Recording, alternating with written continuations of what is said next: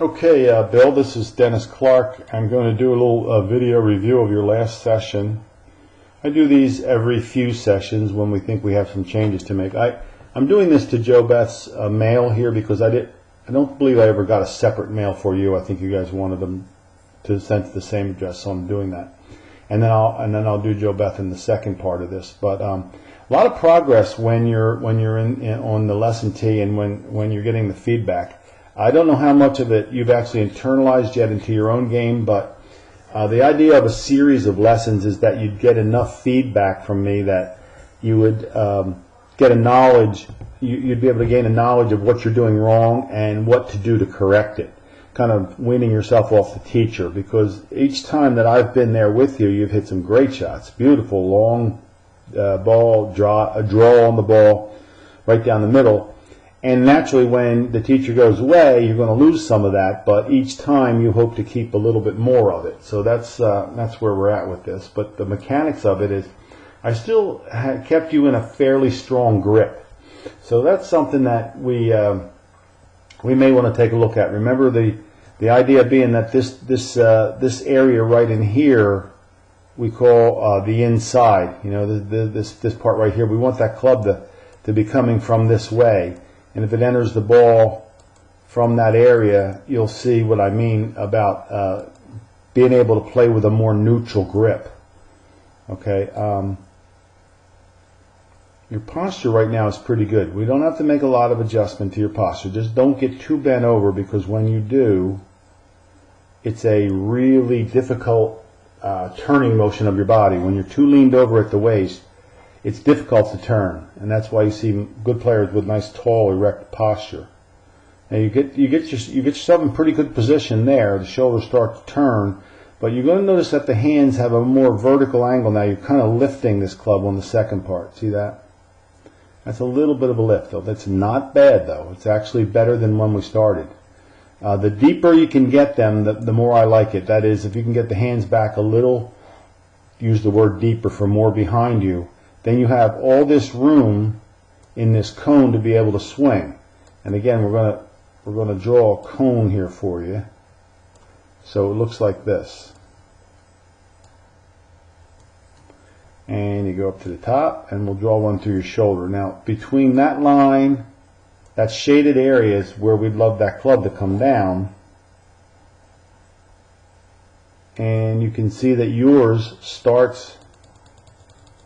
There's a bird in the picture. Decided to take off. He was afraid of your golf ball coming at him. This starts down far too steep. I'm going to give you a comparison of a model here.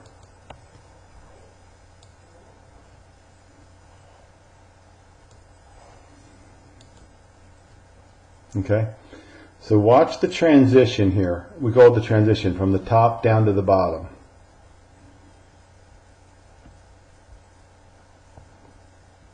Got this in super slow motion.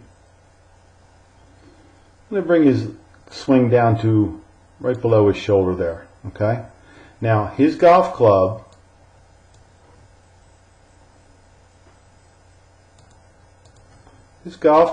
is tilted down to about somewhere around a 50-degree angle.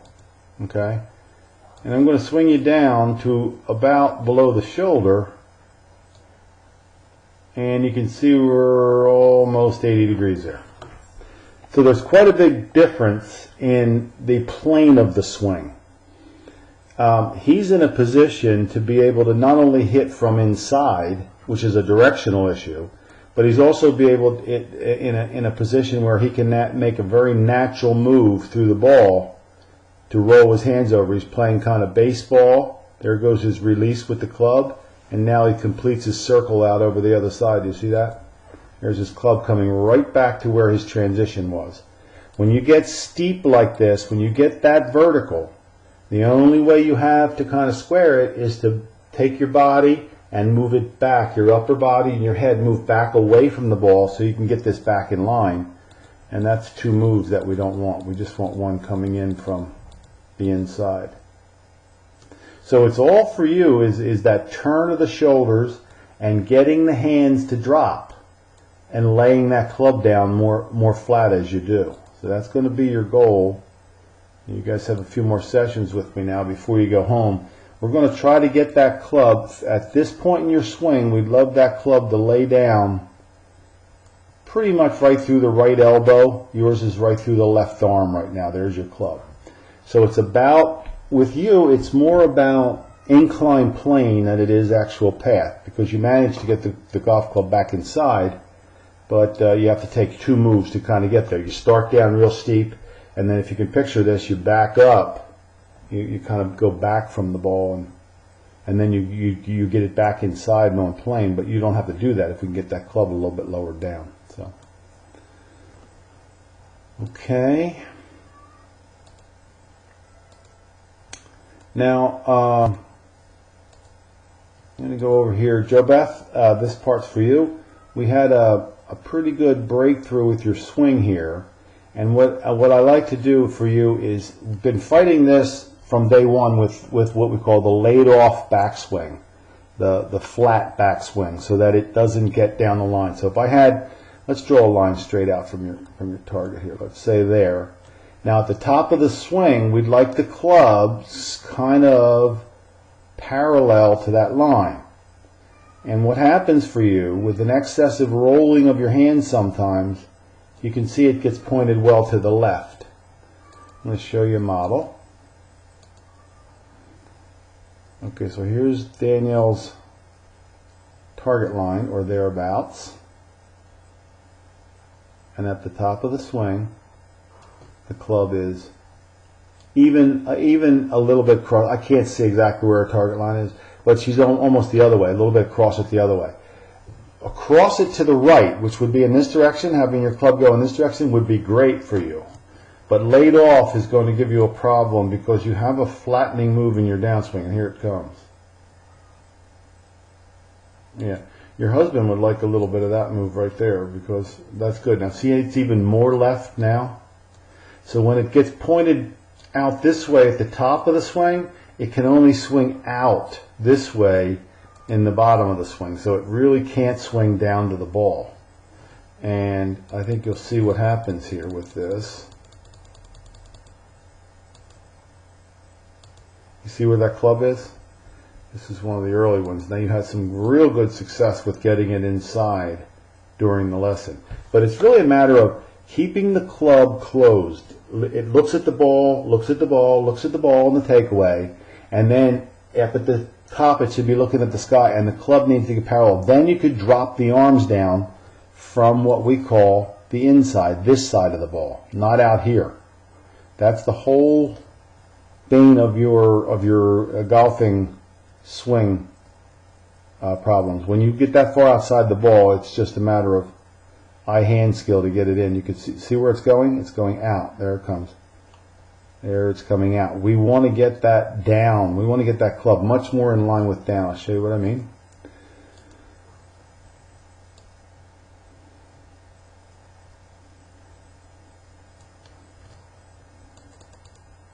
That club went down there? Yeah. Or Stacy Lewis. Well, she's playing a longer club here, but down to the ball. This club, because it's there, now watch where it goes. It tends to get out. So the plane of the shaft is too flat. It's not vertical like it should be right now, pointed down at the golf ball. I'll do that for you again.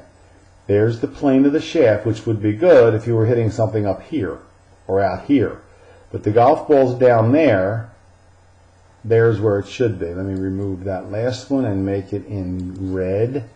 This would be great to have your club in on that red line right now. But because it gets to the top in a laid off position, it tends to swing out. Right there.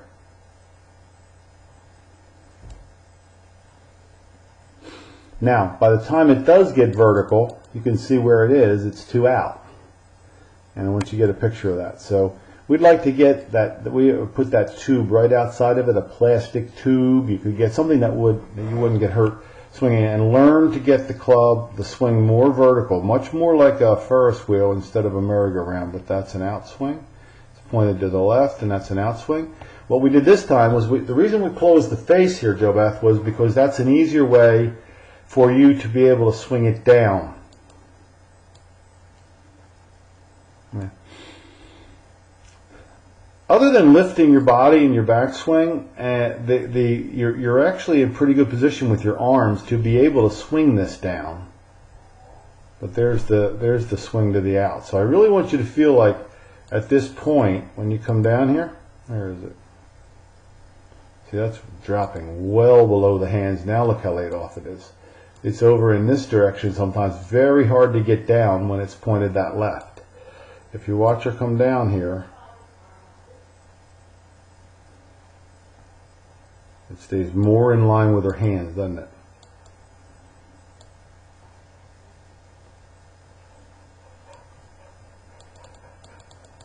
More in line with her hands and swings down to the ball. Whenever you get the club this far behind the hands like that, it's going to be a real problem to find the bottom on any kind of a consistent basis.